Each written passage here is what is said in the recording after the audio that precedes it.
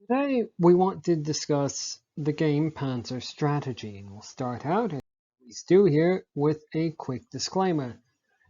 The game was played on normal difficulty. I believe that's really the only option it has. Only single player content will be covered as always. The game was purchased some time ago, and so it is essentially a sunk cost. For immersion, moving right along, the game we believe has earned a 4 out of 15. The game does present some tactical puzzles for players, and though these are not overly taxing, the game world is quite familiar, especially to players who have any sort of interest in the history of the Second World War. There are some significant amounts of statistics to decipher and attempt to optimize, but that's really where it ends. Any sort of music or other things are largely insignificant. The story, much has been said about. The quality of the cutscenes, such as they are, and we'll discuss that a little bit later. For now, though, we want to move on to difficulty. The best we can say about the game is that the user interface doesn't overly contribute to the difficulty.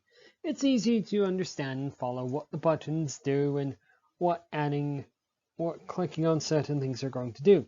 The most unusual feature of the game is the HQ powers feature, and honestly discovering those and finding out what they do and utilizing them is the most challenging feature of this piece of software, because the icon for it is very small. It's in the top right hand corner, and one doesn't ever seem to have enough points to utilize these powers, that one is very given very light explanation of what they do. There are not very many options for difficulty. In fact, during the entire playthroughs that we did, we were not able to decipher where options for difficulty were. So, for that reason, it only has earned a 3 out of 15. On to the big and final chapter here, as always, lasting appeal. Now, the game does appeal to players who are interested in this sort of hex-based strategic combat sort of game.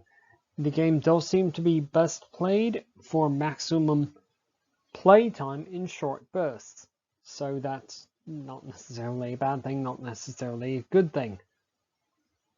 The low quality of the story scenes, in particular the audio quality, does draw players out of the experience very quickly, and in fact they're very often something that players are going to see, possibly likely, if we're honest, to skip most frequently. The rest of the game is not necessarily that good either.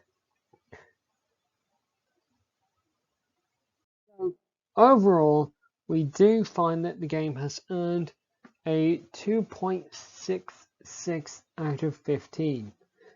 Players who are, again, interested in that hex-based, turn-based genre will find something to play here.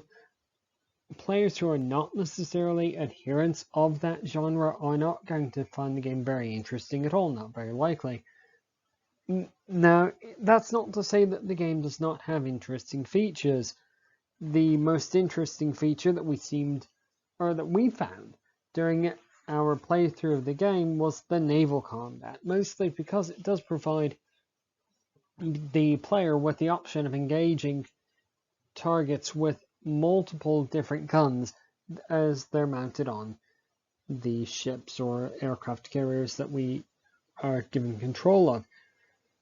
So, all things considered, that's all we have for today. Thanks very much for tuning in to 7th Circle Gaming, and goodbye.